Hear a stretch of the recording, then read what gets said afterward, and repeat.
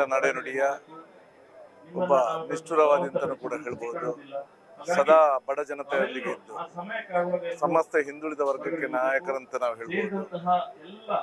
ಇದ್ದಂತ ಒಂದು ನಾಯಕರವರ ಒಂದು ಹಠಾತ್ ಅಗಲುವಿಕೆ ಒಂದು 3-4 ತಿಂಗಳಿಂದ ಸ್ವಲ್ಪ ಅಸ್ವಸ್ಥರಾಗಿದ್ರು. ಆದ್ರೆ ಬಹುಶಃ ಈ ಜಿಲ್ಲೆ ಜನಗಳು ಖಂಡಿತವಾಗ್ಲೂ ನಿರೀಕ್ಷಿಸಿದ್ರು ಆದಷ್ಟು ಬೇಗ ಗುಣಮುಖರಾಗಿ ಬರ್ತೇವೆ ಅಂತ ಒಂದು ಸಮಯದಲ್ಲಿ ಇವರ ಒಂದು ಹಠಾತ್ ನಿಧನದ ವಾರ್ತೆ ಕೇಳಿ ಎಲ್ಲರೂ ದಿಗ್ಭ್ರಮೆಗೊಂಡಿದ್ದಾರೆ. ಆದ್ರೆ ಮನುಷ್ಯ ಹುಟ್ಟಿದ ನಂತರ ಸಾವನ್ನೋದು ಅನಿವಾರ್ಯ ಇದ್ದೇ ಇರುತ್ತೆ. ಇವತ್ತು ಬಹುಶಃ ಅವರ ಒಂದು ವ್ಯಕ್ತಿತ್ವ ಈ ರಾಜ್ಯಕ್ಕೆ ನಿಜವಾಗ್ಲೂ ಒಂದು ಮಾದರಿಯಾಗುವಂತ ವ್ಯಕ್ತಿತ್ವ ಅವರದ್ದಾಗಿತ್ತು. ಸದಾ ಜನರಿಗೆ ಯಾವುದೇ ರೀತಿಯಲ್ಲಿ ಒಂದು ಜನರ ಪರವಾಗಿ ಜನರ ಬಗ್ಗೆ ವಿಶೇಷ ಕಾಳಜಿಯನ್ನು ವಹಿಸಿಕೊಂಡಿದ್ದಂತ ಒಬ್ಬ ಹಿರಿಯ ನಾಯಕರು.